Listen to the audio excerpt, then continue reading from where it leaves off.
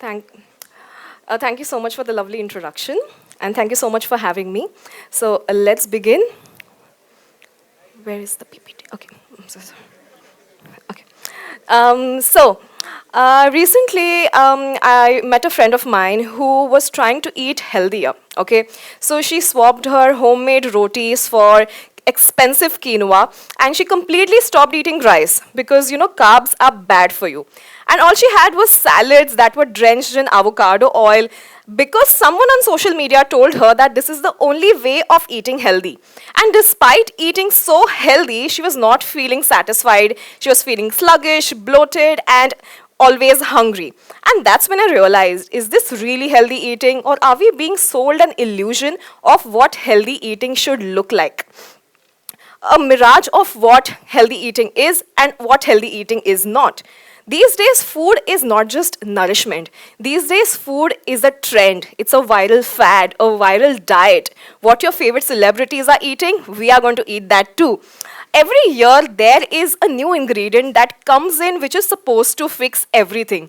From PCOD to diabetes to weight loss to getting you the clearest glowing skin, it is supposed to fix it all. So the question is, are we really eating healthy, or are we just falling for some marketing gimmicks, or are we just falling for some well-packaged illusions? Let's be honest, how many of y'all bought a product just because it was trending on social media? Or how many of y'all bought a product because your favorite celebrity swore by it, or your favorite influencer? Or how many of you bought a product just because it screamed these words, superfood, keto, gluten-free, sugar-free, organic? I'm sure some of you must have, because I definitely have bought a product falling for these keywords. So what are we doing? Are we really eating healthy, or are we just following trends? That is the question. Because these days the food industry is thriving on trends. Every other time, like I said, a new miracle ingredient is coming up. And many a times these miracle ingredients, they are not backed by science, but they are driven by marketing. And a lot of times these must-have ingredients are quite expensive, they are extremely exotic, and they are probably not even suited for your climate, for your lifestyle. Like for example, every other time a new ingredient comes up, once it's avocados, then it's goji berries, then it's kale, then it's chia seeds, and recently it is collagen infused everything. I'm sure you've seen those collagen infused coffees and collagen infused gummies. It's all over social media. And like I said, they are often driven by marketing and not by science. I'll give you a really good example. Olive oil. I'm sure everyone has heard that olive oil is the best oil for you for your heart health. Who says so? A research done by researchers in Europe on Europeans following a Mediterranean lifestyle and consuming a Mediterranean diet. The research was not done on Indians living in India, living in Mumbai and eating, masaledar food. So the question is olive oil really the healthiest oil for your heart as an Indian? Or is it just a marketing gimmick that we are falling for, or the trend that we are falling for? Another example I'll give you. The most recent trending, Bandra girl favorite fruit is avocado. Okay, we love eating avocados, but let's be honest, they grow thousands of miles away. They require tons of water, and they cost a fortune. But on the other hand, we have our very own coconut. If avocado is marketed as the best source of good fats, we have our very own coconut. It is locally grown, it is found in abundance, it is heart healthy, gut friendly. But come on, who wants to drink nariyal pani? Because showing you're eating avocado is much cooler on social media, right? So in this, while we are following so many of these food trends, are we really forgetting our own superfoods? Are we really forgetting our own wisdom that was passed down to us by our ancestors? The food wisdom that has sustained us through generations. Are we really forgetting that? And we are really simply following superfoods that the West has given us. The West gave us quinoa. Okay, I'm sure you've heard about quinoa. But we have our very own Rajgira. Quinoa and Rajgira both are rich in protein and fiber. But Rajgira, on the other hand, has been part of our fasting culture since centuries. It is consumed by people in India when they are fasting for any religious festival. The West gave us chia seeds, but do we really need chia seeds? We have our very own sabja, which is locally grown and it is much better suited for your body because of its cooling properties. The West gave us kale, but come on, we have our very own moringa, which is, by the way, now becoming a superfood. Moringa has much more nutrients and antioxidants than kale can ever give, and moringa is used in Ayurveda since centuries or since forever. Blueberry is marketed as a powerhouse of antioxidants, but we have jamuns. Jamuns are used in India for diabetes management and for gut issues since a very, very long time. And you know what's funny or what's ironic? While we are falling for these exotic superfoods, the West is rediscovering our own superfoods and labeling it as exotic and healthy food. For example, turmeric lattes. I mean, come on, that's just haldi doodh, which you and I hated as kids, right? And they are labeling it as turmeric lattes. Another superfood that has recently emerged is ashwagandha. I'm sure you've heard about it. A popular Bollywood actress also has ashwagandha products in her skincare line. So ashwagandha is everywhere. It's in skincare, it's in wellness products. So I recently met someone who told me that they started taking ashwagandha supplements for stress relief or stress management. So I asked this person, did they ever take ashwagandha before this? And they said, no, we didn't. That's when I remember my dadi used to always give us ashwagandha as part of her gharelu nuske or home remedies. But we didn't want ashwagandha back then. Come on, who wants to have some random powder your dadi or nani is giving you? But now that it comes in a fancy packaged bottle at a hefty price, everyone now all of a sudden wants to consume ashwagandha just because it is trending and just because it is validated by the West. So, are we really falling for Western influence and forgetting our very own roots? In this world of social media and following trends, we started believing that Western diet is the only superior diet that exists.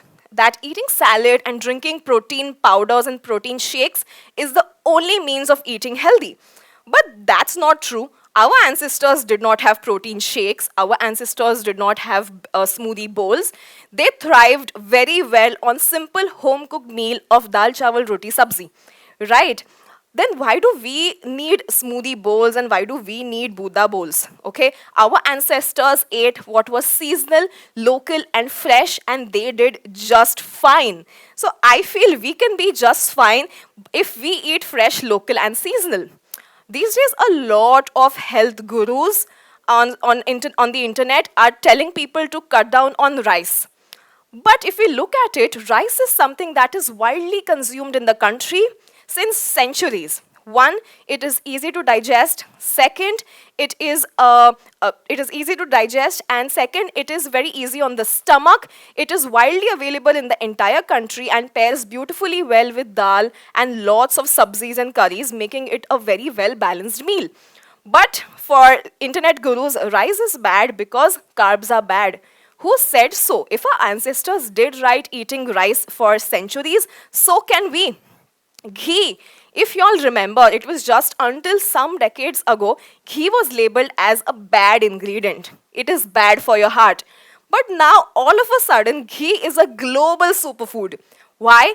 Just because the West rediscovered ghee and gave it a fancy branding of clarified butter, all of a sudden, ghee is now a global superfood, which we all hated just until some decades ago.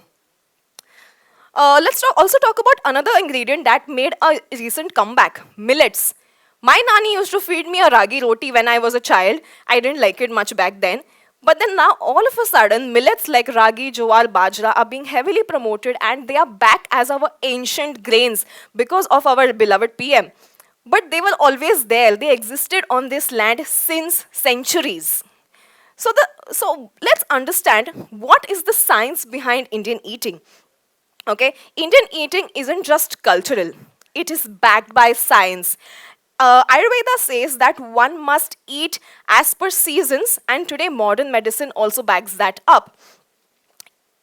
Eating as per season is something that our ancestors have been doing. During winter, we consume ghee, we consume jaggery, we consume sesame seeds. Because of its warming properties, it is very essential during winters for building immunity.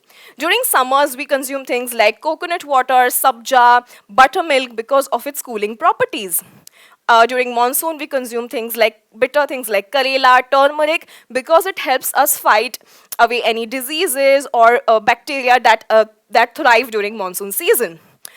Indian food is not just seasonal, it is scientific as well as cultural, and at the same time, Indian food is also geographical. If you see in the entire country, the food changes every 50 kilometers, right? I'll give you a very simple example. The use of mustard oil in the north of the country versus the use of coconut oil in the south of the country, and the use of groundnut oil in the west of the country. Do you think this is just a coincidence? No. It is because these ingredients are available in abundance in those particular regions. And because they are available in abundance, they are well suited for that particular region. Like mustard oil gives you warmth, and that's why it is well suited in the northern colder climates. On the other hand, coconut oil, it has cooling properties, so it is well suited in a tropical climate like Kerala.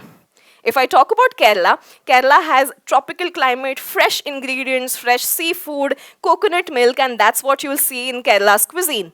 Okay, on the other hand, let's talk about dry and arid Rajasthan. Because it is so hot and arid, they rely heavily on ghee and dry ingredients because of the lack of availability of fresh produce.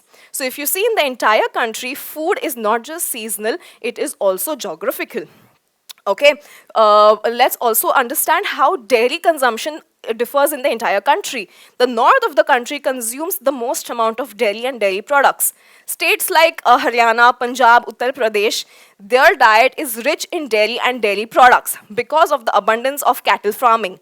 Nobody else in the country consumes as much as dairy as the North Indians. Okay, so Indian food, like I said, Indian food is great. It is seasonal, it is cultural, it is also geographical. Okay, it is also rich in fresh ingredients. Ingredients that are locally sourced, they retain maximum nutrients. They also align with the climate of that particular region. Okay, they reduce the transportation costs, they reduce the carbon footprint, and they also support local farmers, making it the best food ever. So, if you ask me, what is the solution? Is the solution to completely avoid and ignore everything that is modern? No. It is about finding the right balance. It is not about completely shutting things that are modern. It is understanding what our bodies require, what our bodies need, and then finding the right balance between traditional and modern. Okay? And so instead of instead of expensive superfoods, let's question, why are these superfoods trending? Are they backed up by science? And instead of blindly following Western superfoods, let's embrace our traditional superfoods that have existed in our country through generation. Instead of following fads blindly, let's question these diets, and also let's support our traditional eating habits because they have sustained us through generation. And instead of fearing things like potatoes, ghee, and rice, let's eat mindfully just like our ancestors did, because if it helped them, I'm sure it is going to help us too. So healthy food is not just the food that is currently trending on social media. Healthy food is the one that has sustained us through generation. Healthy food is the one that has been passed down through centuries. Healthy food is the one that is made with love by your mom or your nanny or your wife or your sister. Healthy food is the one that has nourished the generations before you. So the next time you are ditching your home-cooked dal chawal for an avocado toast, ask yourself, is this really healthy or is this just another mirage? Thank you. Thank you so much.